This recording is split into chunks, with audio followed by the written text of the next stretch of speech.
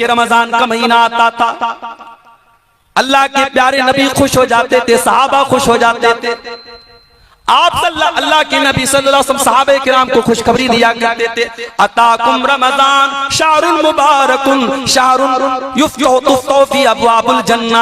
आप सहाबा से कहते थे, मेरे सहाबा देखो बरकत वाला महीना आ चुका है, रमजान का महीना आ चुका है जिसमें जन्नत के दरवाजे खोल दिए जाते हैं, व तुगलक़ु फी अबवाबुज जहन्नम, और जहन्नम के दरवाजे बंद कर दिए जाते हैं, व तुगल्लु फीहि मरदतुश शयातीन, और शैतानों को कैद कर दिया जाता है, फीहि लैलतुन खैरुम मिन अल्फि शहर, और इस महीने में एक रात ऐसी है जो 1000 महीने से बेहतर है।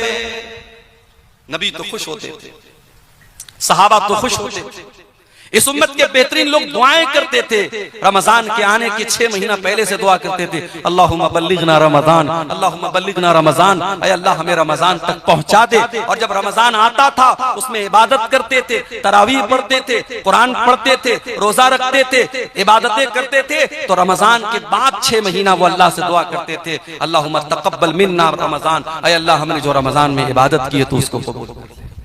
उनकी नजर में ये वैल्यू थी। मगर हमारे समाज में एक बड़ा तबका ऐसा है, रमजान आएगा चला जाएगा, उसको कोई फर्क नहीं।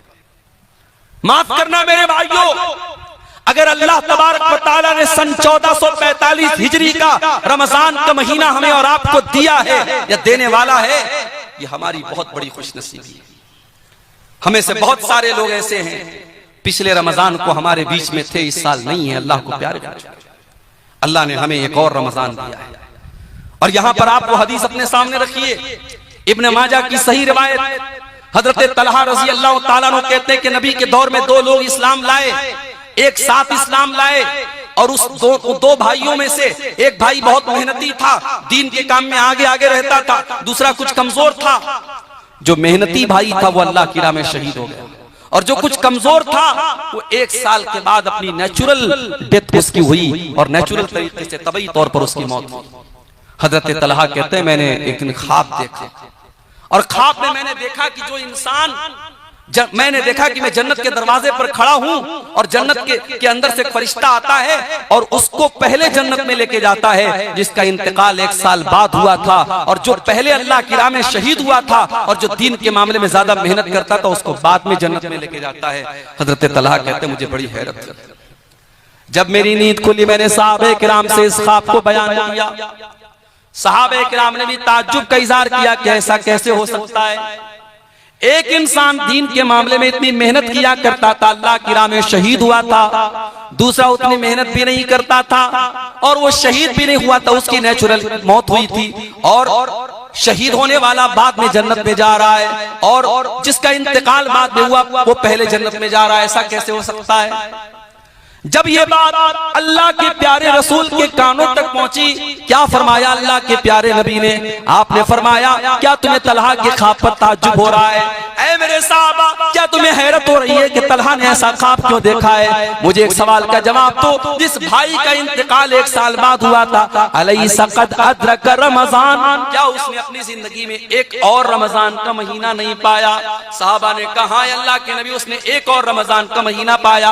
आपने फरमाया, अलैसा क़द सामा व सल्ला व सजदा मिन सजदतिन कज़ा व कज़ा, उस एक रमजान में उसने अपने भाई के मुकाबले में ज्यादा नमाज पढ़ी, ज्यादा रोजा रखा और ज्यादा अल्लाह की राह में सजदा किया। आप साहबा ने कहा, हां अल्लाह के नबी, ये तो सही कह रहे हैं आप। आपने फरमाया, फकाना मा बैनहुमा अबअदु मिम्मा बैनल अर्दि वस समा। ऐ मेरे साहबा, कान खोल करके सुन लो, जब एक रमजान उसने ज्यादा पाया और एक रमजान में उसने ज्यादा इबादत की, तो दोनों भाइयों के दरमियान, उनके दरमियान जो दूरी है वो जमीन व आसमान की दूरी से भी ज्यादा है। अल्लाह, हम खुशनसीब है मेरे भाई, अल्लाह हमें एक और रमजान दे रहा है।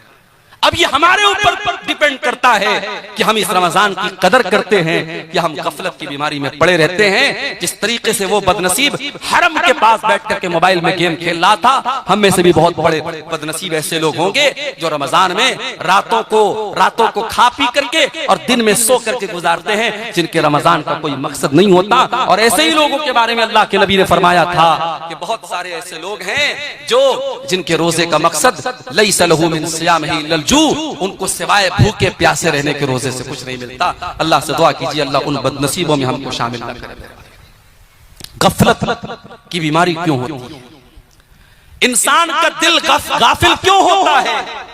तो नोट कर लो पहली वजह, इंसान का दिल गाफिल तब होता है जब इंसान अल्लाह ताला से नावाकिफ होता है, जब इंसान अल्लाह ताला को जानेगा, उसकी सिफात को जानेगा, उसके बारे में जानेगा, उसका दिल कभी गाफिल नहीं होगा। जिसके दिल में ये एहसास होगा कि मेरा अल्लाह तो जब्बार है, पकड़ने वाला है, इन्ना बत्शा रब्बिका लशदीद, मेरे रब की पकड़ बड़ी तेज है। जिस इंसान के दिल में ये एहसास होगा, ये दुनिया में कोई देख रहा हो या नहीं देख रहा हो, अल्लाह ताला तो सब कुछ देख रहा है, उसका कैमरा तो 24/7 ऑन है, उसका कैमरा तो कभी ऑफ होने वाला नहीं है। जब इंसान अल्लाह को पहचानेगा, जब अल्लाह को जानेगा, उसके दिल से गफलत की बीमारी दूर हो जाएगी मेरे भाइयों।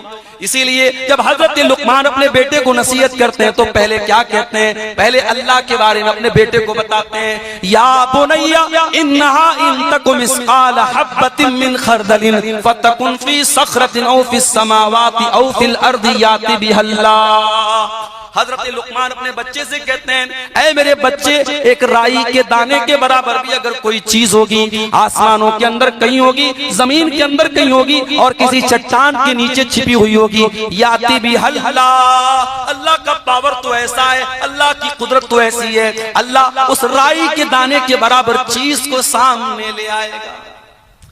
यहाँ बेचारा समझता है कि व्हाट्सएप की चैटिंग डिलीट कर दी तो खत्म हो गया, ब्राउजर की हिस्ट्री डिलीट कर दी तो खत्म हो गया। इसको ये लगता है कि मैंने मोबाइल पर जो कॉल हिस्ट्री में जिससे बात की, मैंने कॉल हिस्ट्री से डिलीट कर दिया तो किसी को पता नहीं चलेगा। अल्लाह से भी छुपा लोगे तुम?